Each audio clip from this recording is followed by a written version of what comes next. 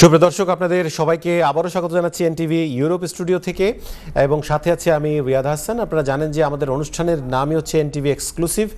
আজকের দিনটাই আসলে এক্সক্লুসিভ ডে, এটা ইতিহাসের পাতা স্বর্ণাক্ষরে লেখা থাকবে, আমি বারবার বলতে চাচ্ছি। এবং কিছুক্ষণ আগে একটি ব্রেকিং নিউজ দেয়া হয়েছে বাংলাদেশের সমস্ত মিডিয়া এবং বিবিসিকে সাক্ষাৎকার দিয়েছেন সাবেক প্রধানমন্ত্রী পুত্র সজীব ওয়াজেদ জয়। সেটি আবারও আপনাদেরকে একটু বলতে চাই। তিনি বলেছেন যে আমার মনে হয় তার এখানেই শেষ, আমার পরিবার এবং আমাদের যথেষ্ট হয়েছে। বাংলাদেশের পদচ্যুত প্রধানমন্ত্রী শেখ হাসিনার পুত্র সজীব ওয়াজেদ জয় বিবিসিকে বলেছেন তার বয়স 70-এর ঘরে, তার এত পরিশ্রমের পর একটি ছোট্ট অংশ তার বিরুদ্ধে এমন বিক্ষোভ করল, তিনি এতে খুবই হতাশ হয়েছেন। সজীব ওয়াজেদ জয় বিবিসি ওয়ার্ল্ড সার্ভিসের নিউজ আওয়ার অনুষ্ঠানে দেয়া এক সাক্ষাৎকারে তিনি একথা বলেছেন। সুপ্রিয় দর্শক, নিশ্চয়ই এটার পক্ষে বিপক্ষে নিশ্চয়ই আপনারা অনেক কথা বলবেন, নিশ্চয়ই আপনাদের অনেক কথা জমে আছে। আমাদের স্টুডিওর নাম্বার দেওয়া আছে, আপনারা সরাসরি সেখানে কথা বলতে পারবেন। তবে সবার জন্য একটি পরামর্শ, সেটা হচ্ছে সংক্ষেপে বললে পরে অন্যরা সুযোগটা পায়। এবং আমাদের স্টুডিওতে আরও একজন অতিথি ইতিমধ্যে এসে যোগ দিয়েছেন, সামি সানাউল্লাহ। আমরা আপনাকে আমাদের স্টুডিওতে সরাসরি স্বাগত জানাচ্ছি।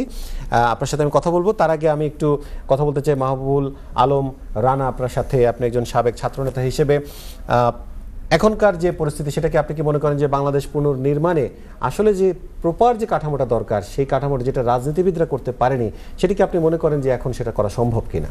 জি, অবশ্যই সম্ভব। এবং এই জন্যই তো আসলে এই স্বাধীনতাটা আজকে আমরা অর্জন করছি, এবং অর্জন করছি কাদের জন্য, এটা রেকগনাইজ করতে হবে যে আমাদের দেশে যেই জিনিসগুলো এই অ্যাটলিস্ট গত 15 বছর আমরা যদি দেখি, এই জেনারেশনের যে জেনজির কথা বলতেছি, যে মনে করেন 2000 সনে জন্মগ্রহণ করছে, তার অনেক ইতিহাসই তো সে জানবে না আনলেস সে যদি শেয়ার করে, কথাবার্তা বলে। তো এই জেনারেশন অন্য ধরনের জেনারেশন, ট্যালেন্টেড, এবং তারা দূরদর্শিতা আছে তাদের মধ্যে।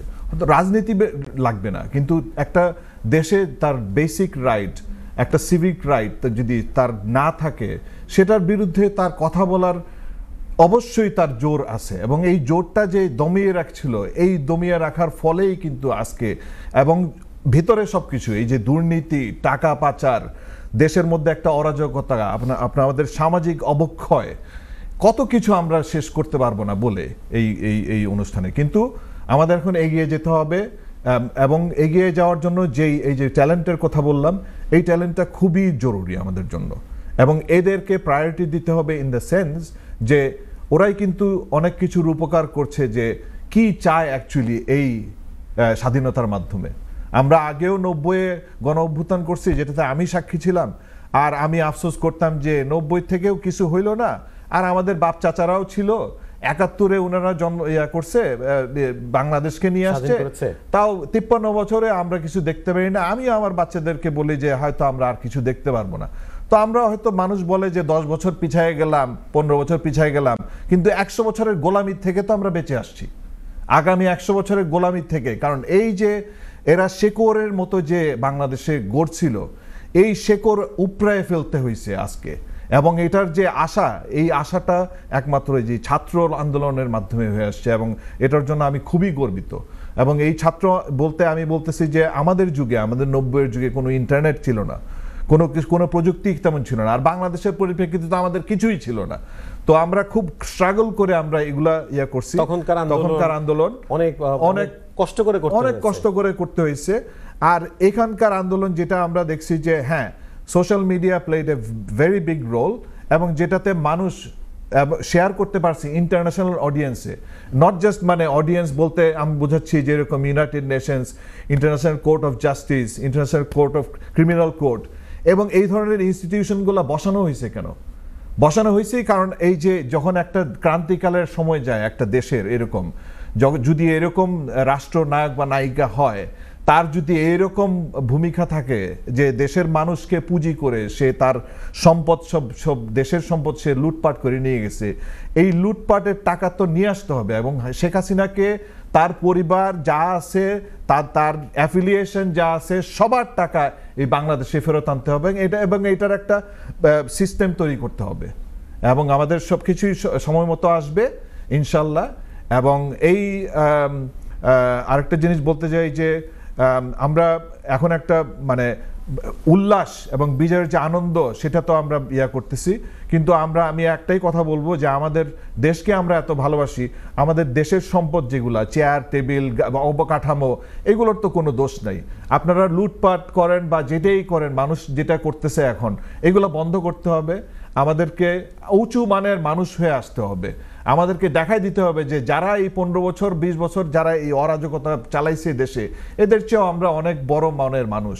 এবং এই মন মানসিকতাটা থাকলেই আমাদের ছাত্র আন্দোলন যেটা হয়েছে, যার জন্য হয়েছে, তাদের কথাও আমরা বুঝতে পারবো, তাদের ভিশনও আমরা দেখতে পারবো, এবং আমরা ইনশাল্লাহ আর পিছনে তাকাতে হবে না এই বাংলাদেশে তাকাতে হবে না। জি, আপনার কথা দিয়ে আমি আপনাকে বিদায় জানাতে চাই। আমাদের স্টুডিওতে সময় দেওয়ার জন্য আপনাকে অশেষ ধন্যবাদ জানাচ্ছি। Thank you very much. এবং অনেকদিন পরে আপনি সেই ছাত্র যে আন্দোলন, সেই আন্দোলনে কিছুটা হলেও আপনি এখন সেই সময়কার যে অনুভূতি, সেই অনুভূতি আপনার ভিতরে জেগে উঠেছে, সেটা আমি বুঝতে পেরেছি আপনার চোখ মুখ এবং আপনার কথা দেখে।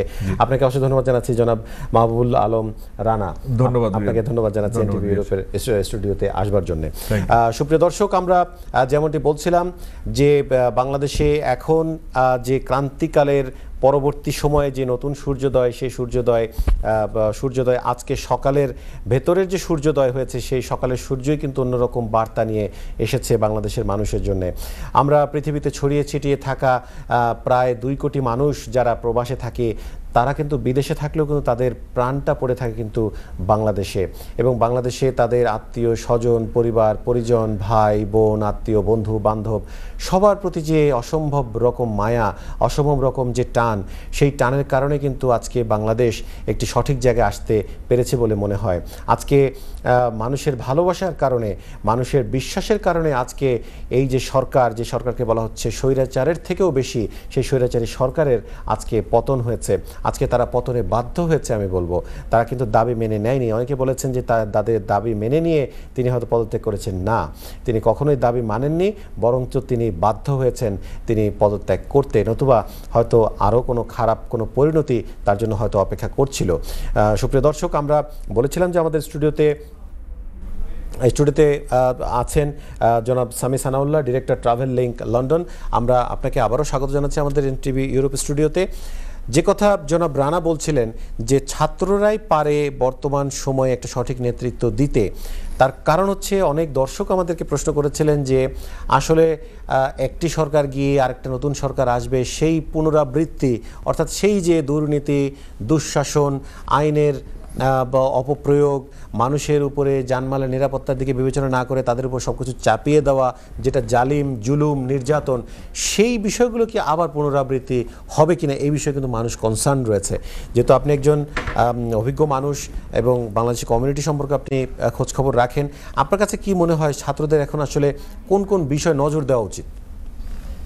ধন্যবাদ। সর্বপ্রথম আসসালামু আলাইকুম, এবং এনটিভিকে এত সুন্দর একটা অনুষ্ঠান আয়োজন করার জন্য ধন্যবাদ, আর আপনার উপস্থাপনার জন্য ধন্যবাদ।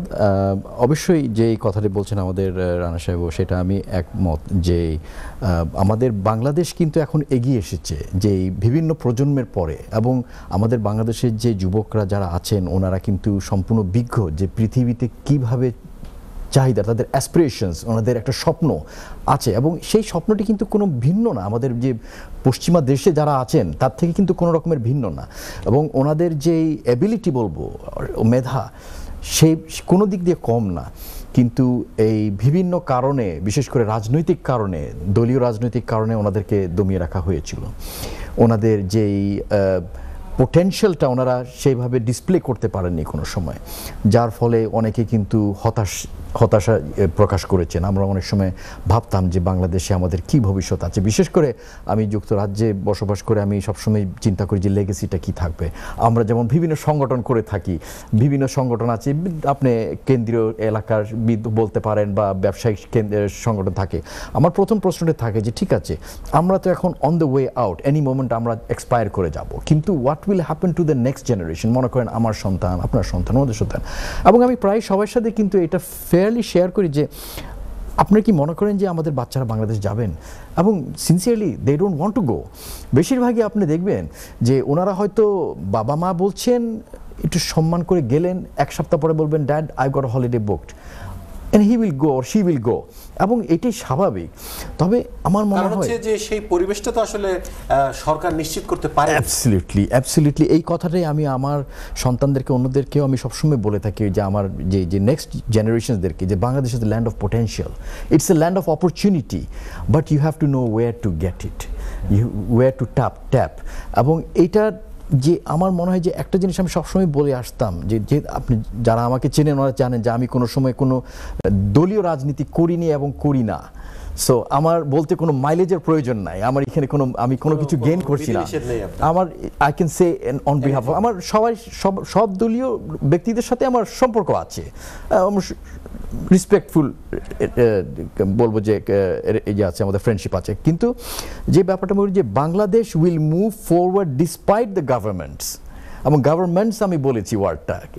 এই একটা সেমিনার হচ্ছে আমাদের, একটা ব্যবসা একটা ফোরাম ছিল, এখানে কিছু বিদেশিরা ছিলেন, ওদেরকে আমি এই কথাটাই বলেছিলাম। আমার মনে আছে এই কথাটা আমি কেন বলেছিলাম, তখন আমি বলেছিলাম যে বাংলাদেশের জনগণ খুব রেজিলিয়েন্ট, এত রেজিলিয়েন্ট যে আমি একটা উদাহরণ থেকে আমি বলি যে আপনি কৃষক, আমাদের বাংলাদেশে তো বন্যার পর বন্যা আসতেই থাকে, কিন্তু সে একজন কৃষক যে ওই বীজ ফলানোর যে বীজটি কেনার মতন সে অর্থ নেই, ঋণ করে এনেছে, বীজ ফলানোর পরে বন্যায় সব কিছু ধুয়ে ফেললো, কিন্তু হাসি মুখে উনি বললেন আল্লাহ ভরসা, আবার স্টার্ট করলেন। অর্থাৎ এই যে মানে ঘুরে দাঁড়ানোর যে মানসিকতা, এই যে দৃঢ় প্রত্যয়, সেই প্রত্যয় মানুষদেরকে আসলে যে কখনো রুখে দেওয়া যায় না, সেটা কিন্তু আরেকবার প্রমাণ হলো। তবে এর জন্য অনেক কাঠখড় পোড়াতে হলো। খুব দুঃখজনক আসলে, এত প্রাণ, এত রক্তক্ষরণ। আমি এটাই শুধু আমার প্রত্যাশা যে আমরা সবার কাছে যে আমাদের দুর্নীতি মুক্ত করতে হলে এটা সবসময় মাইন্ডে রাখবেন যে কত রক্তক্ষরণ হয়েছে, যে কেউ দুর্নীতি যদি জড়িয়ে যাওয়ার আগেই চিন্তা করবেন যে এত রক্তর পরে কি আপনি এখনো দুর্নীতি করবেন, ইজ ইট ওয়ার্থ ইট। তার চেয়ে আমি বলবো যে সেই সরকারের একটা সিস্টেম মেনটেন করা হোক, যেমন আপনার কোনো কিছু ফাস্ট, যেমন আপনার পশ্চিমা দেশে ফাস্ট ট্র্যাকের সিস্টেম আছে, ইউ পে ফর ইট, আপনি পে করেন, সরকারের রাজস্বে যাচ্ছে ফিসটা, সরকারের রাজস্বে চলে যাবে।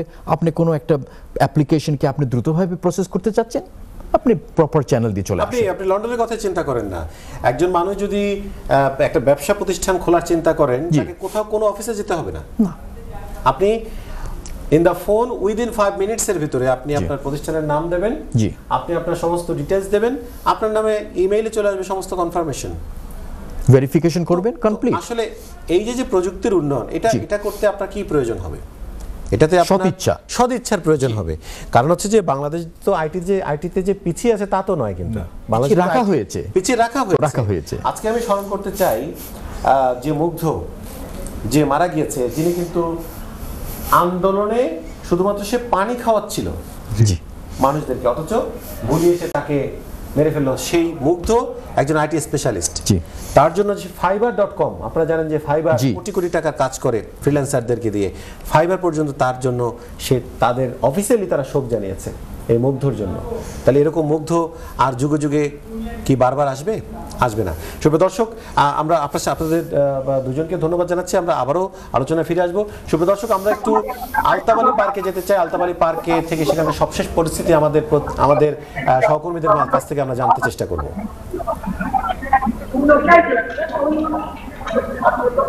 হ্যালো, জি জনাব আপনি আমাকে শুনতে পাচ্ছেন? জি, আমি কামরান বলছি। জি কামরান, শুনতে পাচ্ছি। আপনি আমাদেরকে যদি একটু ঘুরিয়ে ঘুরিয়ে দেখান এবং কারোর সাথে যদি সম্ভব হয় কথা বলবার। আপনি যদি বলছিলেন যে বাংলাদেশের রয়েছেন কিন্তু লন্ডনের আলতাবালি পার্কে যেটি হচ্ছে যে সাধারণ মানুষদের লাখো মানুষের ভিড় দেখা যাচ্ছে। আমি আপনাদেরকে দেখানোর চেষ্টা করছি এবং আপনারা দেখতে পাচ্ছেন এখানে পরে বিভিন্ন দল তাদের দলের ব্যানারের সাথে তারা কিন্তু এবং তারা এমনকি আপনাদের ফিটিয়ে তারা উল্লেখ করেছে। এই মুহূর্তে আমি আপনাদেরকে দেখানোর চেষ্টা করছি তারা কিন্তু শহীদ মিনারের উপরে থেকে কিন্তু তারা আপনারা দেখতে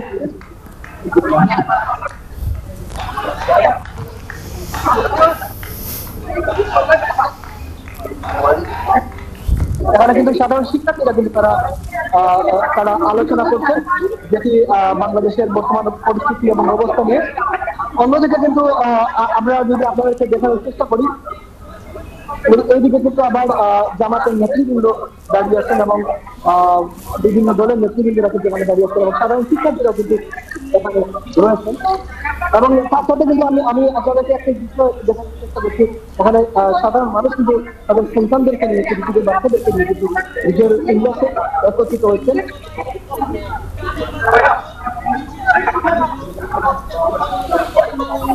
আমি যদি আপনাদেরকে দেখাই, বিভিন্ন জায়গায় কিন্তু আলতাবালি পার্ক যেন এখন তো বাংলাদেশে পরিণত হয়েছে।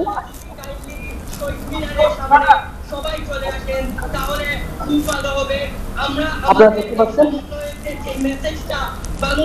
এবং যেখানে কালো পতাকার মধ্যে আমরা তোমাদের বলবো না বলে যারা যারা শহীদ হয়েছেন তাদের নাম কিন্তু এখানে লেখা রয়েছে। রিয়াদ আহসান, আপনি আমাকে শুনতে পাচ্ছেন?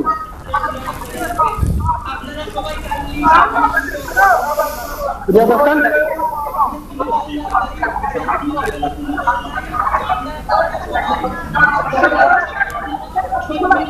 এবং যেটি হচ্ছে এই জায়গায় আমরা দেখতে পাচ্ছি যে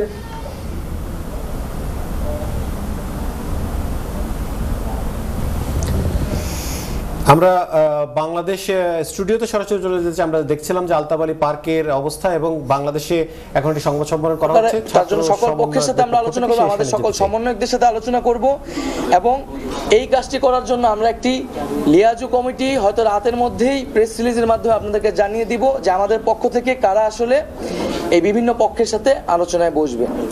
এক্ষেত্রে আপনাদের যদি আর কোনো প্রশ্ন থাকে, জিজ্ঞাসা থাকে, সেই প্রশ্নগুলো আলোকে হয়তো আমরা কোনো কথা বলতে পারি।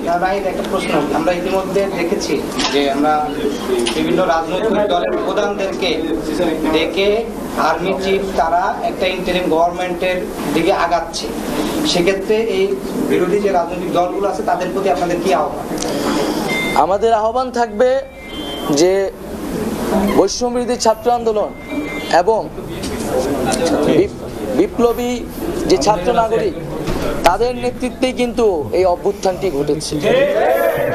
ফলে জনগণ তাদের নেতৃত্বে মাঠে নেমে এসেছিল, তাদের নেতৃত্বে জীবন দিয়ে, তাদের আহ্বানেই জীবন দিয়েছিল। তো তাদের সাথে তাদের যেই প্রস্তাবনা, সেই প্রস্তাবনার প্রতি কিন্তু দেশের মানুষের শতভাগ আস্থা রয়েছে। বিরোধী দল সহ সকল পক্ষকে আমরা আহ্বান জানাবো যে তারাও এই যে বিপ্লবী ছাত্র নাগরিক তাদের প্রতি যাতে সেই আস্থাটা রাখে। কারণ যদি এখানে কোনো ধরনের চক্রান্ত বা পরিকল্পনা অংশ নেয় এই ফ্যাসিস্ট রেজিম শেখ হাসিনাকে সরিয়ে তার কোনো বি টিমকে বসাতে চায় এবং সেক্ষেত্রে যদি কোনো রাজনৈতিক দল বা পক্ষ অংশগ্রহণ করে, সেক্ষেত্রে কিন্তু বাংলাদেশের জনগণ তাকে গ্রহণ করবে না, প্রত্যাখ্যান করে। আপনাদের তিনজন সমন্বয়ক বাকি রাজনৈতিক দলের নেতাদের সাথে তিনজন সমন্বয়ক বঙ্গভবনে প্রবেশ করেছে, আপনারা এই বিষয়টা জানেন কিনা, সেখানে তারা এই বিষয়ে কোনো কথা বলেছে কিনা? এখানে আমরা বলতে চাই আন্দোলনের যারা মূল সমন্বয়কারী যে চেহারাগুলোকে আপনারা হয়তো চেনেন, তারা সবাই এখানে উপস্থিত আছে। আমরা কিন্তু ফ্যাসিবাদী ব্যবস্থার বিলোপ চেয়েছি। বঙ্গভবনে যে রাষ্ট্রপতি থাকেন তিনি ফ্যাসিবাদী ব্যবস্থারই একটা অংশ। আমাদের সাথে কোনো আলোচনা ব্যাধি রেখে তিন সমন্বয়ক সেখানে গিয়েছেন, এ বিষয়ে আমরা তাদের সাথে কথা বলবো। যদি কোনো উপযুক্ত উত্তর তারা না দিতে পারেন সে বিষয়ে আমরা ব্যবস্থা নিব, বৈষম্যবিরোধী ছাত্র আন্দোলন ব্যবস্থা নিব।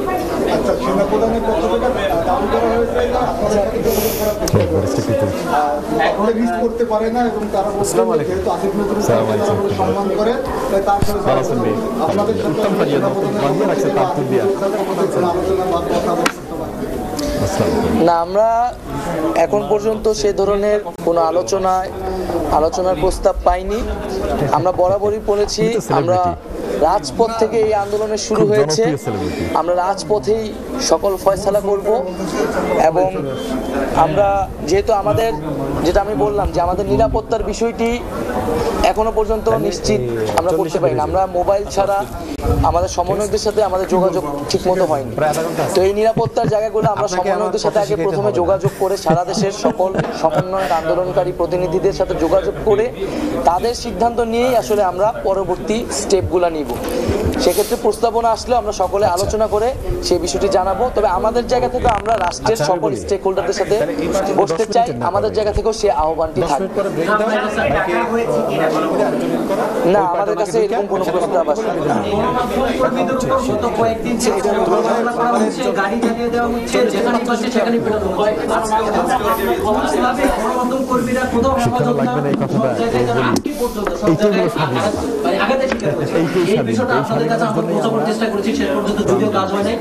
গণমাধ্যম কর্মীদের এই যে এত হামলা, সেই বিষয়টা আপনারা অবগত কিনা? বাকি যারা হামলা করছে তাদের বিষয়ে আপনারা কোনো ব্যবস্থা দিবেন কিনা? পরবর্তী গণমাধ্যম কর্মীদের নিরাপত্তার স্বার্থে আপনাদের কোনো বিবৃতি আছে কিনা? আচ্ছা, আমরা যদি আমাদের জায়গা থেকে স্পষ্ট বলি, আমরা যখন থেকে আমাদের এই আন্দোলনটি শুরু করে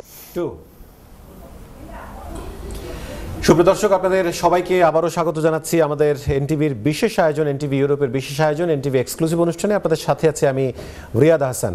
আমাদের সাথে নতুন একজন অতিথি যোগ দিয়েছেন, আপনাদের সবার কাছে অতি প্রিয় মুখ, ব্যারিস্টার কুতুবউদ্দিন, জনাব কুতুবউদ্দিন শিকদার।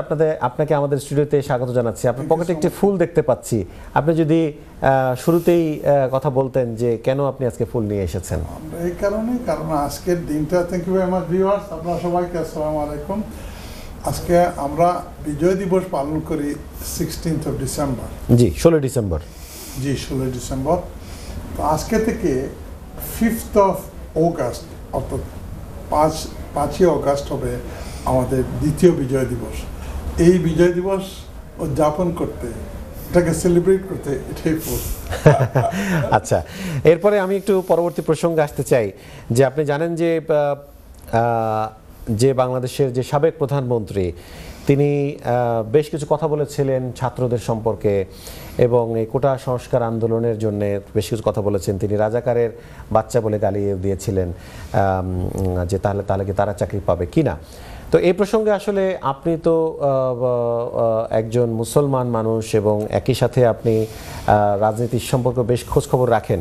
আপনার কাছে কি মনে হয় যে একজন প্রধানমন্ত্রী আসলে যে ভাষায় কথা বলেছিলেন সে কথাগুলো আসলে সঠিক ছিল? ভাইজান, আমার এই চ্যানেলেই থ্যাংক ইউ এনটিভি পরিবার এবং আমার সিইও সাহেবা আমার বোনকে আমাকে ফোন করে নিয়ে আসার জন্য। এই চ্যানেলে আমার একটা প্রোগ্রাম আছে, এটাকে ল অ্যান্ড জাস্টিস বলে, এভরি ওয়েডনেসডে।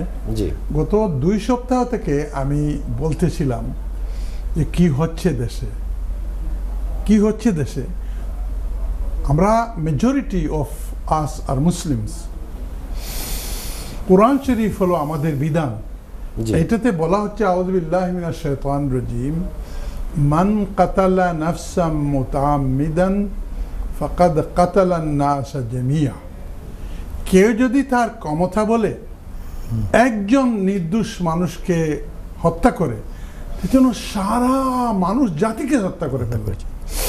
আর একজন না, 200, 300, শত ছেলে মেয়ে স্টুডেন্ট মারা গেল, এটা বিচার ছাড়া এটা তো হতে পারে না।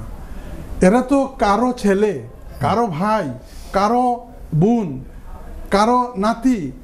আপনি চিন্তা করেন, আমাদের মাননীয় প্রাক্তন প্রধানমন্ত্রী বলতেন যে আমি স্বজন হারানোর ব্যথা আমি খুব বুঝি। তো আমারই বন্ধু, আমরা একসাথে পিএইচডি করেছি, এই আসিফ নজরুল বর্তমানে যে ল ডিপার্টমেন্টের হেড, উনি বলল, মাননীয় প্রধানমন্ত্রী আপনি বলেন যে স্বজন হারানোর ব্যথা আপনি খুব বুঝেন, এটা শুধু আপনার স্বজন হারানোর ব্যথাটা আপনি বুঝেন, কিন্তু এই যে নির্দোষ ছাত্র রাস্তায় মারা গেল, এদের স্বজন হারানোর ব্যথাটা আপনি বুঝলেন না। ব্যাপার হচ্ছে, আমরা আবার বলি, কোরআন শরীফের প্রথম দিকে আল্লাহ রাব্বুল আলামিন বলতেছেন, তুতিল মুলকা মান তাশাউ ওয়া তানজিউল মুলকা মিম্মান তাশা। আল্লাহ যাকে চায় তাকে ক্ষমতা দেয়, আর এই ক্ষমতা যদি সে সুব্যবহার করে তাহলে এটা বাড়িয়ে দেয়, আর যদি কুব্যবহার করে তাহলে তানজিউ মান তাশা, আল্লাহ এটাকে নিয়ে নেয়। পলিটিক্যাল সায়েন্সে একটা থিওরি আছে ভাইজান, এটা হলো all powers are corrupt and absolute power corrupt absolutely. জি, আমি আপনার কাছে আবারও আসবো, আমাদের ছোট একটা বিরতির সময় হয়েছে এবং একই সাথে সামি সানাউল্লাহ ভাই আপনাকে অশেষ ধন্যবাদ জানাচ্ছি যে আপনি আমাদের সাথে সময় দিয়েছেন, বাসা থেকেও সময় দিয়েছিলেন, এখানে স্টুডিওতে সময় দিলেন, আপনাকে অশেষ ধন্যবাদ জানাচ্ছি। অসংখ্য ধন্যবাদ। সুপ্রিয় দর্শক, আপনাদের সবাইকে আবারও স্বাগত জানাচ্ছি আমাদের আজকের এই অনুষ্ঠানে। এবং আজকের এই অনুষ্ঠানে আপনারা জানেন যে এনটিভি এক্সক্লুসিভ আমাদের অনুষ্ঠানটির নামকরণ করা হয়েছে। আমাদের সাথে আছেন ব্যারিস্টার কুতুবউদ্দিন শিকদার এবং আমাদের সাথে আরও একজন যোগ দিয়েছেন কৃষিবিদ আকবর। আপনাকে আমরা স্বাগত জানাচ্ছি। কৃষিবিদ আকবর হোসেন জনাব, তিনি বাংলাদেশ কৃষক দলের কেন্দ্রীয় কমিটির আন্তর্জাতিক বিষয়ক সম্পাদক। আপনাকে আমাদের স্টুডিওতে স্বাগত জানাই। জনাব আকবর, আমি জনাব ব্যারিস্টার কুতুবের সাথে যেটি কথা বলছিলাম, তিনি বলছিলেন যে বিজয়ের জন্যে, যে বিজয়ের আনন্দ, সেই আনন্দের জন্য উনি আজকে গোলাপ ফুল নিয়ে তিনি স্টুডিওতে এসেছেন। নিশ্চয়ই আপনারা যারা বিরোধী রাজনৈতিক দলের সাথে যুক্ত, তারা নিশ্চয়ই অনেক দমন, পীড়ন, নির্যাতন, ইভেন কি বাংলাদেশে যারা আত্মীয় স্বজন, তারাও হয়তো আপনার কারণে, আপনার এই দলের কারণে তারা হয়তো বা অনেক ক্ষতির সম্মুখীন হয়েছেন। আপনি কি আজকে বলবেন যে আজকে আসলে তাদের অনুভূতিটা কেমন, যেহেতু আপনি বাংলাদেশের সাথে সরাসরি যোগাযোগ রাখেন? আমি এক কথায় যদি বলি, বাংলাদেশের মানুষ এক রাহুমুক্ত হয়ে, যেরকম আপনার চন্দ্রগ্রহণ হয়, আপনি মনে খেয়াল করে দেখতে পারেন, সেখানে যেরকম চন্দ্র সূর্যকে গ্রহণ করে এবং যখন সূর্যকে আবার ছেড়ে দেয়, তখন যে ধরনের একটা অনুভূতি পৃথিবীর মানুষের মধ্যে আসে, সেরকম একটা আসলে রাহুমুক্ত হয়েছে, এরকম একটা অনুভূতি বাংলাদেশি মানুষের ভিতরে। আমি আপনার প্রোগ্রামটা লক্ষ্য করতেছিলাম যে বাংলাদেশ থেকে আপনি সরাসরি, মনে হয় ইউকের মধ্যে ফার্স্ট আপনাদের এনটিভি সরাসরি প্রোগ্রামগুলো সম্প্রচার করতেছিল, আমরা উপভোগ করতেছিলাম এবং আমরা দেখতেছিলাম যে আপনাদের এনটিভিও একসময় মনে হয় যেন রাহুমুক্ত হলো, যে কেমন যেন একটা যেন স্বৈরাচারের কবল থেকে যেন উদ্ধার পেল। সো সেরকম একটা সিচুয়েশন। আমি একটু আপনাকে এই প্রসঙ্গে বলে রাখি যে আপনি জানেন যে বিগত সরকার বেশ কতগুলো চ্যানেল তারা বন্ধ করে দিয়েছে এবং এর ভিতরে দিগন্ত টেলিভিশন, চ্যানেল 1 সহ ইসলামিক টেলিভিশন এবং আমার দেশ পত্রিকা, এগুলো ছিল এবং সেই তালিকার ভিতরে কিন্তু এনটিভিও ছিল। আমি জানি সেটা এনটিভিও ছিল এবং ঘটনাক্রমে এনটিভি এক ধরনের বক্সবন্দি হয়ে হলো মানুষের যে একটা মানুষের অন্তরের একটা টেলিভিশন সেন্টার, কিন্তু এনটিভি আজকের না, অনেক পুরনো একটা 22 বছরের এই টেলিভিশন সেন্টার বন্ধ করার তাদের অনেক পায়তারা করেছেন, অনেক চেষ্টা করেছেন, কিন্তু অনেক ধৈর্য সহকারে আমাদের সুযোগ্য ফালু ভাই, উনি আমাদের বিএনপি গহড়ারই মানুষ, আপনি জানেন, উনি অনেক কষ্ট স্বীকার করে এবং আপনাদের এনটিভির একজন পার্টনার আছেন যাকে দেশ ত্যাগ করতে হয়েছে, আপনি জানেন মনে হয়, আমি নাম উল্লেখ করতেছি না, তো ওনারা অনেক পরিশ্রম করে এনটিভিকে আজও পর্যন্ত ধরে রাখতে পেরেছে। এটা একটা বড় একটা সাফল্য এনটিভির জন্য এবং দেশের জন্য, দেশের মানুষের জন্য বড় একটা চ্যালেঞ্জও বলতে পারেন। তো সেই স্রোতধারায় আজকে যেরকম এনটিভি রাহুমুক্ত হয়েছেন, স্বৈরাচার মুক্ত হয়েছেন, জগদ্দল পাথরের মতো যেরকম বাংলাদেশের মানুষের উপরে এই সরকার চেপে বসেছিল, সেই সরকারের হাত থেকে আমরা রক্ষা পেয়েছি, এই বাংলাদেশের জনগণ রক্ষা পেয়েছে, এদেশের আপামর আবাল বিদ্যা বনিতা রক্ষা পেয়েছে। এখানে যদি আপনি মনে করেন যে শুধুমাত্র বিএনপি, জামাত, ছাত্র সমাজ, সাধারণ জনগোষ্ঠী রক্ষা পেয়েছে, তা কিন্তু নয়। আওয়ামী লীগেরও বৃহৎ অংশ এইটার সাথে সম্পৃক্ত এবং আমি অনেকে, আমার ফ্রেন্ড আছে অনেক চ্যানেলে, আমি জানি তারা অনেক বেশি এটার উপরে সন্তুষ্টি প্রকাশ করছেন যে আমরা একটা জগদ্দল, একটা অশৃঙ্খল, একটা বিশৃঙ্খল, একটা গণতন্ত্রহীন সরকারের কাছ থেকে আমরা যেন রক্ষা পেলাম এবং দেশ পুনর্গঠনের জন্য আজকের যে জাগ্রত জনতা, বাংলাদেশের হিস্টোরিতে আপনি যদি খেয়াল করেন, বাংলাদেশের না সারা পৃথিবীর হিস্টোরিতে আপনি যদি গণ অভ্যুত্থানের কথা চিন্তা করেন বা স্বৈরাচারী সরকারের বিরুদ্ধে কথা চিন্তা করেন, ইভেন দো আপনার যে জিম্বাবুয়েতে ইদি আমিন থেকে শুরু করে আপনার যে স্বৈরাচারী সরকারগুলো ছিল, নিকোলাস সাউসেস্কো, তারপর রোমানিয়া, তারপর আপনার হোসনি মোবারক, অথবা আপনার লিবিয়ার গাদ্দাফি, অথবা আপনি যারা যেসব স্বৈরাচারী সরকারগুলো আমরা দেখে আসছি যুগ যুগ ধরে এসেছি আমাদের মানসপটে, আমাদের সামনে, আমরা তাদেরকে দেখেছি 15 থেকে 20 বছর পর্যন্ত তারা সন্ত্রাসের রাজত্ব, একনায়কতন্ত্র এবং তাদের ইচ্ছা মতো যা করা তারা করে আসছে। কিন্তু একটা পর্যায়ে মানুষ কিন্তু সেটা এবং জনগণ কিন্তু সেটা আর কিন্তু জনরোষের কারণে তারা ছেড়ে আসতে বাধ্য। আপনি লক্ষ্য করবেন তার আশপাশে কিন্তু আপনার কি বলে আপনার রাজাকারদের ছত্রছায়া, উনি রাজাকারদের ছত্রছায়া থাকেন, ওনার মেয়েকে বিয়ে করছেন রাজাকারের কমান্ডারের মেয়ের ছেলের কাছে। তারপর উনি আশপাশে এখন যে সাংবাদিক যিনি মাইনুল ইসলাম সাহেব, ওনার বাবা নাইমুল ইসলাম সাহেব, ওনার বাবাও ছিলেন রাজাকার। তাহলে আপনি বুঝেন তার রাজাকারের ছত্রছায়া আপনি থাকতেছেন, আর আপনি আপামর বাংলাদেশের সাধারণ জনতার যে দাবি, একটা 53 বছর পরে আজকে বাংলাদেশে এতদিন এই দাবি আসে নাই। এই দাবিকে উপেক্ষা করে আপনি তাদেরকে বললেন যা করো আন্দোলন করো, দেখেই আমি দেখতে পারবো, হ্যাঁ আমরা আমাদের মুক্তিযুদ্ধের সন্তানরা পাবে না, এই রাজাকাররা পাবে নাকি? যে রাজাকাররা এখানে আন্দোলন করতেছে তাদের প্রত্যেককে হরগন্ডিয়াভাবে আপনি রাজাকার বলে দিচ্ছেন। এখানে আওয়ামী লীগের লোকও আছে, এখানে মুক্তিযুদ্ধের সন্তানও আছে। আমরা লক্ষ্য করলাম চ্যানেল আইতে একটা ভদ্র মহিলা, সে উপস্থাপিকা, তাকে কি করে একজন বিচারক, সে কি করে দেশে বিচারক হয়, আমি আশ্চর্য হয়ে যাই। সে তার মতো বিবেকহীন একজন মানুষ, শামসুদ্দিন মানিক, সে কি করে বিচারক হয়, আমি খুব আশ্চর্য হয়ে যাই। এবং প্রধান বিচারপতি কি করে বিচারক হয়, যে হচ্ছে পলিটিক্যাল স্টেটমেন্ট দিচ্ছে, সে পলিটিক্যাল কথাবার্তা বলতেছে ওখানে। তা আপনি বলেন দেশটা কোথায় চলে গেছে? দেশটাতে ভিতরে কোনো রকম আপনাকে একটা জিনিস বুঝতে হবে, 90-এর গণ-অভ্যুত্থানের সময় স্বৈরাচারী সরকার এরশাদ নুরুদ্দিন সাহেবকে বলেছিলেন যে জনগণের উপরে গুলি চালানোর জন্য। নুরুদ্দিন সাহেব কিন্তু এটা প্রত্যাখ্যান করে বলেছিলেন আমি আমার দেশের মানুষের উপরে আমি গুলি চালাতে পারবো না। নুরুদ্দিন সাহেব কিন্তু তার পোষ্য হয়ে কিন্তু সেনাবাহিনী চিফ হয়েছিলেন। আপনি বুঝতে হবে বিএনপির আমলে মইনু আহমেদকে অনেকে বলে যে তাকে অনেক প্রমোশন দিয়ে উপরে উঠাইয়া এনেও তাকে আর্মির চিফ বানানো হয়েছিল, কিন্তু শেষ পর্যন্ত কি হলো, জনগণের রৌদ্ররোষে সেও কিন্তু বিএনপিকে কোনো সাপোর্ট করতে পারে নাই। আজকে জেনারেল যে আমাদের আর্মির চিফ আছেন ওয়াকারুল ইসলাম সাহেব, উনি ওয়াকারুজ্জামান সাহেব, উনি কিন্তু আওয়ামী লীগের এই যে পোষ্য আওয়ামী লীগের একজন ব্যক্তি, কিন্তু উনি কিন্তু আওয়ামী লীগ পরিবারের একজন ব্যক্তি, কিন্তু ওনার যে স্টেটমেন্ট আমি দেখলাম, উনি যে বক্তব্য দিলেন, উনি আসলে দেশের মানুষ। আসলে আমি মনে করি না যে সে আওয়ামী লীগের কোন, সে বুঝতে পেরেছে এবং শেখ হাসিনাকে সে বুঝাতে পেরেছে, ফিলটা ধরতে পেরেছে। জনাব আকবর হোসেন, আপনাকে ধন্যবাদ। আবারও আসবো ব্যারিস্টার কুতুব, আপনার কাছে আসতে চাই। আপনি যে কথা বলছিলেন, আমি একটু বলতে চাই যে আজকে এই যে দীর্ঘ বছরের, অর্থাৎ প্রায় তিনটি টার্মের যে সরকার, সেই 3 টার্মের সরকারের ভেতরে যে এই যে দীর্ঘ সূত্রিতা তৈরি হয়েছে, মামলার হাজার হাজার মামলা ঝুলন্ত অবস্থায় আছে, সাধারণ মানুষ ন্যায় বিচার পাচ্ছে না, অন্যদিকে অন্যরা তাদের উপর দিয়ে ছড়ি ঘোরাচ্ছে, বহাল তবিয়তে ঘুরে বেড়াচ্ছে, খুনের আসামি, ফাঁসির আসামি, তাদের কোনো বিচার হচ্ছে না।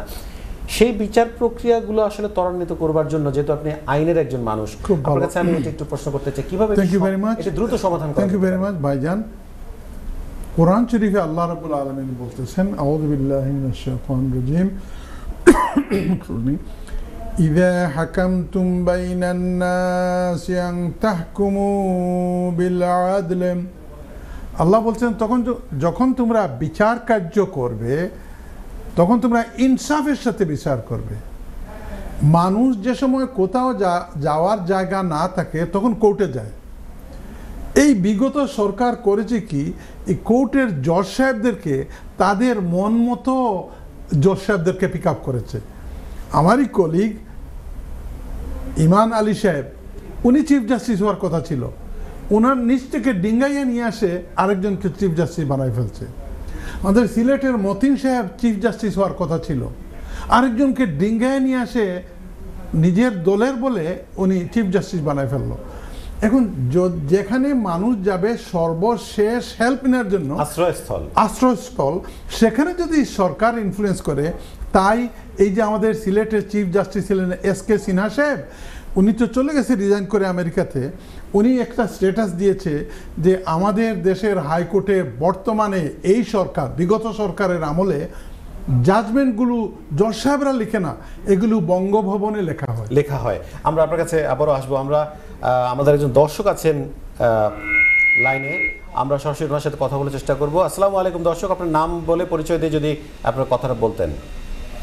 আসসালামু আলাইকুম। ওয়ালাইকুম আসসালাম ওয়া রাহমাতুল্লাহ। ভাই আমার নাম কুতুবউদ্দিন। জি, আমাদের ব্যারিস্টারের সাবধানে যাচ্ছেন। ধন্যবাদ। এটাই বলতে চাচ্ছি, আমরা শেখ সাগর দেশ স্বাধীন হওয়া থেকে নিয়ে আমার বয়স 70 হয়ে গেছে, কারণ দেশ স্বাধীন থেকে নিয়ে আমরা বারবার উত্থান পতন দেখছি।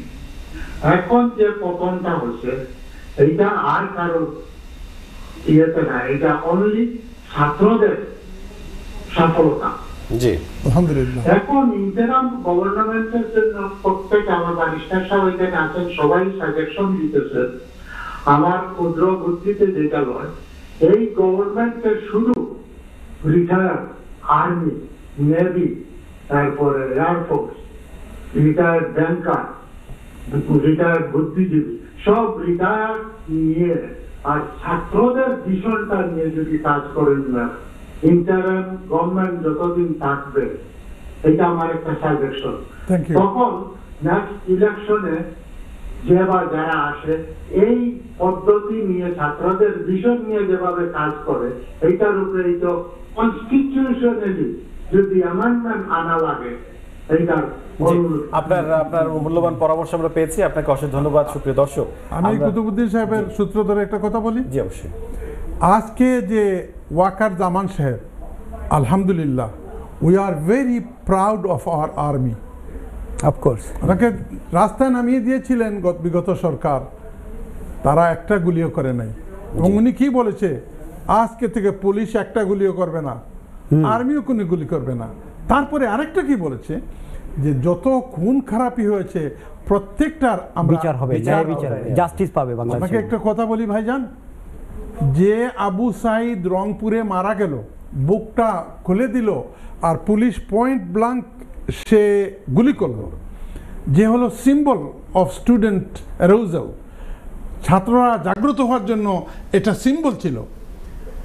জানেন, এই পুলিশদের বিচার চেয়েছিল স্টুডেন্টরা, কি বিচার করেছে?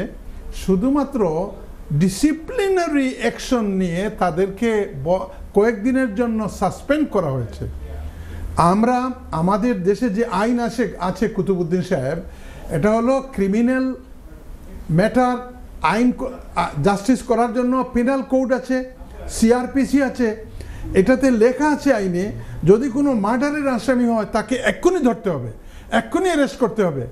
আপনি যে সারা দুনিয়ার মানুষ দেখলো একটা ছাত্রকে আপনি মার্ডার করেছেন, তাকে আপনি অ্যারেস্ট করলেন না, তাকে কি করলেন, তার সার্ভিস থেকে কিছুদিনের জন্য তাকে বিদায় দিলেন। কিন্তু এটা তো আসলে প্রপার জাস্টিস হলো না। এটাকে জাস্টিস, এটা প্রপার জাস্টিস হলো না। আপনাকে অশেষ ধন্যবাদ জানাচ্ছি। আমরা একটু আবারও কৃষিবিদ জনাব আকবর হোসেন আপনার কাছে আসতে চাই। কৃষিবিদ আকবর, এবার আপনি একটু যদি বলতেন যে এই যে ইন্টারিম একটা গভর্নমেন্ট গঠন করার কথা বলা হচ্ছে, তো সেখানে আসলে পলিটিক্যাল পার্টির অংশগ্রহণ সেটা কিভাবে হতে পারে, প্লাস ছাত্র সংগঠন যারা নেতৃত্ব দিয়ে এই সরকারকে বিদায় দিল তাদের অংশগ্রহণ কিভাবে নিশ্চিত হতে পারে?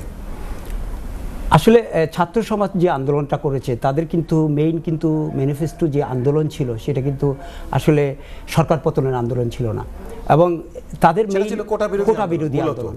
এখন কোটা বিরোধী আন্দোলন থেকে যখন তারা নিষ্পেষিত হলো, তাদের ভাইরা যখন রক্তে রঞ্জিত হলো, রাজপথ যখন রক্তের সাগরে ভেসে যাচ্ছে, তখন তাদের পক্ষে আর কিছু ছিল না, এবং তাদেরকে আরও এক ধরনের বন্দি করে নিয়ে গেল, সেখানে বন্দি করে নিয়ে গেল, এবং তাদের নেতৃত্ব যারা আছে তাদেরকে নিয়ে এক ধরনের খেলা শুরু করলো। ডিবি অফিসে নিয়ে গিয়ে তাদেরকে বাতের হোটেলে খাওয়া। আজকে হারুন কোথায়, আজকে বিপ্লব কোথায়, আজকে যারা এই হুঙ্কার দিয়েছিলেন তারা কোথায়? গতকালকেও আমি দেখতেছিলাম যে পুলিশের ডিজি বলছিলেন, একটা লোকও আপনারা কারফিউ ভঙ্গ করে রাস্তায় আসবেন না, আপনাদের জন্য জিরো টলারেন্স ঘোষণা করা হলো, এবং সেই জিরো টলারেন্স কোথায় গেল? বাংলাদেশের মানুষ গত রাত্রে থেকে, আমি গত রাত্রে একটু ঘুমাইতে পারিনি, আমি সারাদিন কমিউনিকেশনের মধ্যে ছিলাম, তো আমি দেখতে পেলাম যে রাত্রে থেকেই শুরু করে দিচ্ছে তারা, যদিও বা ঢাকা ঘেরাও আন্দোলন কর্মসূচি ছিল আগামীকালকে, আজকে তাদের জমায়েত হওয়ার কথা ছিল, এবং গণভবনের ঘেরাও কর্মসূচি ছিল আগামীকালকে, তো কিন্তু আজকে রাত্রের 2টার পরের থেকে তারা কিন্তু স্টার্ট করে দিয়েছে গণভবনে চলে যাওয়া। আচ্ছা, বাংলাদেশের মানুষ কিন্তু অনেক সহনশীলতার পরিচয় দিছে, এত কিছুর পরেও কিন্তু তাকে কিন্তু গণভবনে অনেক আগে ঢুকে কিন্তু মেরে ফেলতে পারতো, হ্যাঁ, তাকে হত্যা করতে পারতো। বাংলাদেশের মানুষ কিন্তু হত্যা করেনি, তাকে নিরাপদে প্রস্থান করার জন্য সুযোগ করে দিয়েছেন, এবং উনি নিরাপদে সশরীরে ভালোভাবে চলে গেছেন। কিন্তু মানুষের মনের ভিতরে যে ঘৃণা জন্মে গেছে, আওয়ামী লীগ এই শব্দটা বাংলাদেশে উচ্চারণ করলে মানুষ এখন মনে করতেছে নব্য রাজাকার। রাজাকার তো আসলে তারাই এখন হয়ে গেছে। এখন বাংলাদেশের মানুষ মুক্তিযোদ্ধা অবলিক রাজাকার, যে জিনিসটা সৃষ্টি হয়েছিল 71 সনে, তাই না? যারা মুক্তিযুদ্ধের বিরোধিতা করেছিল তাদেরকে আমরা রাজাকার বলি। আর এখানে যেহেতু জাতির গণজাগরণের মুক্তিযুদ্ধ হয়েছে, বাংলাদেশের জাতির প্রেক্ষাপটের চেঞ্জের একটা মুক্তিযুদ্ধ হয়েছে, সেখানে ওদেরকে আপনার রাজাকার বলবেন, স্বাভাবিকভাবে রাজাকার বলছেন।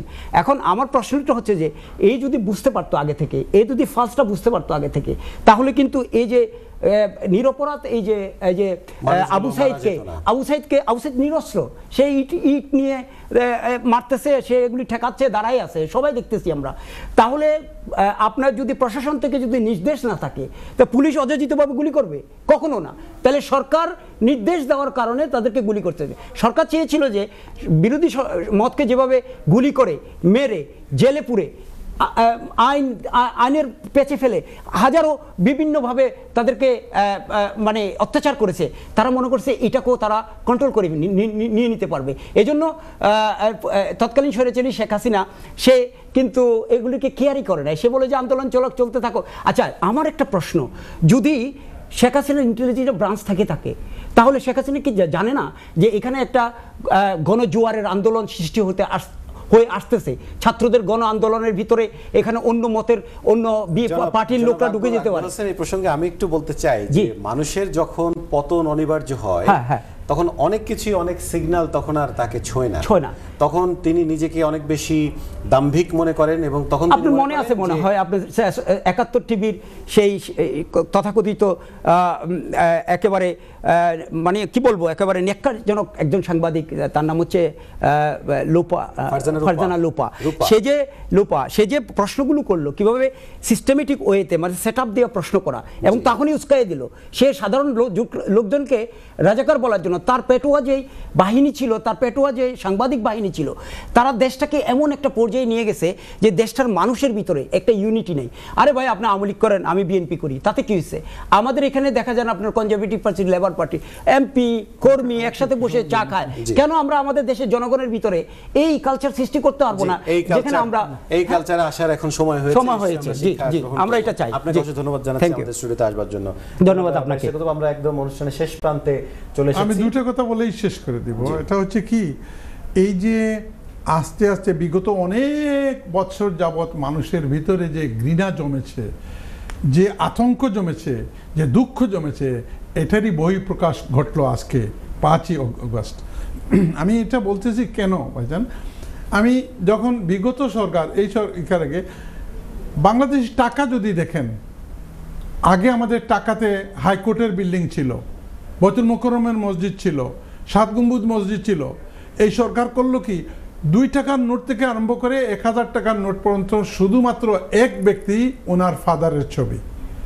তারপরে আসেন 2 নম্বর পয়েন্টে, এই যে স্কুলের যে সিলেবাস, আমি একটা কলেজ করেছি, আমি একটা স্কুল করেছি, এই সিলেবাসগুলোতে বাচ্চারা জানবে এমনভাবে করেছে যে সম্পূর্ণ দেশটা যেন এক ব্যক্তি কেন্দ্রিক। এটা তো হতে পারে না। আমাদের 30 লক্ষ মানুষ মারা গেছে, উসমানী সাহেবের অবস্থান কোথায়? মৌলানা শহীদ সরওয়ার্দী সাহেবের অবস্থান কোথায়? জি, এখন আসলে সবকিছু এক কেন্দ্রিক করা হয়েছে। আপনাদের দুজনকে অশেষ ধন্যবাদ জানাচ্ছি আমাদের স্টুডিওতে আসবার জন্য, এবং আমাদের স্কাইপেতে যুক্ত আছেন আমাদের আরো একজন অতিথি। নিশ্চয়ই আপনি আমাকে শুনতে পাচ্ছেন। আমরা এনটিভি ইউরোপ স্টুডিও থেকে সরাসরি আপনাকে সংযুক্ত করছি। আপনি আপনার নাম পরিচয় বলে যদি কথা বলা শুরু করতেন। আসসালামু আলাইকুম ওয়া রাহমাতুল্লাহ। ওয়া আলাইকুম আসসালাম। আমার নাম এম এ মুনিম, আমি একজন কমিউনিটি অ্যাক্টিভিস্ট। আমি এককালে বাংলাদেশের ছাত্র রাজনীতিতে সম্পৃক্ত ছিলাম। আমি ছাত্র রাজনীতি করেছি, ছাত্র আন্দোলন করেছি, কিন্তু বিভিন্ন সময় বিভিন্ন স্বৈরাচারী সরকারের বিরুদ্ধে আমরা আন্দোলন করেছি। আমি 69-এর ছাত্র রাজনীতি আন্দোলনেও আমি সম্পৃক্ত ছিলাম স্কুলের ছাত্র হিসাবে। আর পরবর্তীতে 71-ও দেখেছি। আমি আর কি বলবো কি, আমাদের কোনো লোক আমরা যখন যারা ক্ষমতায় যাই, যে সরকার যে দলের যে যখন সরকারের ক্ষমতায় যায়, তারা জনগণের কথা চিন্তা না করে দলের কথা প্রথমত চিন্তা করে। এবং আমরা কনস্টিটিউশন লেখা আছে এবং আমরা প্রত্যেকেই বলি আমরা প্রত্যেকের দলের যে আমরা জাতি এবং দেশের কথা প্রথমত চিন্তা করব, আমরা কেউ দেশের কথা চিন্তা করি না। এই জন্য পরিস্থিতি বিগত যেভাবে পরিণতি হয়েছিল বিভিন্ন সরকারের, আবারও এটা আশা করি নাই আজকের এই আমাদের শেখ হাসিনা সরকারের এমন ভাবে প্রথম আমরা চিন্তা করতে পারি নাই। জি, জনাব এম এ মুনিম, আপনি কি আপনার কোনো পরামর্শ, সুনির্দিষ্ট কিছু পরামর্শ আছে এই মুহূর্তে আসলে কি করণীয় যদি একটু বলতেন? পরামর্শ ছিল দেশটা আমাদের সবার, আমরা দেশকে নষ্ট করেছে, কে ক্ষতিগ্রস্ত করেছে এদিকে না চিন্তা করে আমরা সবাই মিলে আবার দেশটাকে পুনরায় আমরা গড়তে হবে। সেনাবাহিনীর প্রধানের প্রতি আমার একটা অনুরোধ, উনি যেন একটা স্ট্রং ভূমিকা যেটা নিয়েছেন, সেনাবাহিনী সবসময় একটা স্ট্রং ভূমিকা নিয়েছে দেশের ক্রান্তিকালে, ওরা এগিয়ে এসেছে, আমাদের জাতির সাহায্য করেছে, আমাদের বাঙালি জাতির শেষ আমাদের জায়গা হলো সেনাবাহিনী। আজকে ওরা দায়িত্ব নিয়েছে, যে ইন্টারিম গভর্নমেন্টটা করবে, আমার মনে হয় এই ছাত্র জনতার যে মুভমেন্ট, ছাত্র তাদের সাথে আলোচনা করে একটা ইন্টারিম গভর্নমেন্ট করে ওরা কিন্তু দেশটাকে আগামীতে একটা নির্বাচনের মাধ্যমে, কোন সময় একটা নির্বাচনের মাধ্যমে আমাদের গণতন্ত্র পুনরুদ্ধার করতে হবে। নির্বাচন সময় যারাই ক্ষমতায় আসে তারাই যেন দেশ পরিচালনা করে এবং তাদেরকে আজকের এই যে ঘটনাটা ঘটেছিল এটা লেসন নিয়ে ভবিষ্যতে যারা যেন আগাবে এবং যারা আমরা আর কোনোদিন যেন আমরা কোনো মায়ের বুক খালি দেখতে পারি না, খালি না হয়। জি, জনাব এম এ মুনিম, আপনাকে অশেষ ধন্যবাদ এনটিভি ইউরোপের পক্ষ থেকে আপনার মূল্যবান মতামতের জন্য। যে আমরা বিদায় নেব ব্যারিস্টার কুতুব, আমরা এক বাক্যে যদি কিছু বলতে চান। আমরা এই কথা বলতে চাই যে আল্লাহ রাব্বুল আলামিন বাংলাদেশের উপর এখনো আল্লাহর রহমত আছে। জি, থ্যাংক ইউ আপনাকে। তোমার লক্ষ লক্ষ হাজার হাজার মানুষ হতো মারা যেত। এবং একটা কথা বলি যে যদি এই গত প্রাইম মিনিস্টার মারা যেতেন তাইলে আমাদের কপালে আরেকটা কলঙ্ক লেখা হতো যে তারা তাদের সরকার প্রধানকে মাইরা ফেলে চলে গেছে। আল্লাহর রহমত এই কারণে। জি, আপনাকে অশেষ ধন্যবাদ জানাচ্ছি। জনাব কৃষিবিদ আকবর হোসেন, আপনাকেও ধন্যবাদ জানাচ্ছি আমাদের স্টুডিওতে এসে সময় দেওয়ার জন্য। সুপ্রিয় দর্শক, আপনারা জানেন যে বাংলাদেশের পরিস্থিতি খুব দ্রুতই পরিবর্তন হচ্ছে, বিভিন্ন ধরনের নতুন নতুন খবর আসছে। আমরা এনটিভি বাংলাদেশের সৌজন্যে অনেক তথ্য আপনাদের সাথে শেয়ার করছি। তারপরও জনাব সেনাবাহিনীর প্রধান জনাব জেনারেল ওয়াকারুজ্জামান তিনি যদি আবার কোনো বক্তব্য দেন, সেই বক্তব্য নিয়ে আমরা আবারও হয়তো হাজির হব এবং আরও যদি কোনো নতুন সরকার প্রধান কে হতে যাচ্ছেন এরকম কোনো ব্রেকিং নিউজের মতো কোনো ঘটনা ঘটে থাকে তাহলে আমরা আবারও এই অনুষ্ঠানে আপনাদের সাথে উপস্থিত হব। আমি রিয়াদ হাসান, সে পর্যন্ত আপনাদের কাছ থেকে বিদায় নিচ্ছি। সবাই ভালো থাকবেন, সুস্থ থাকবেন। নতুন দিনের বাংলাদেশের শুভেচ্ছা সবাইকে।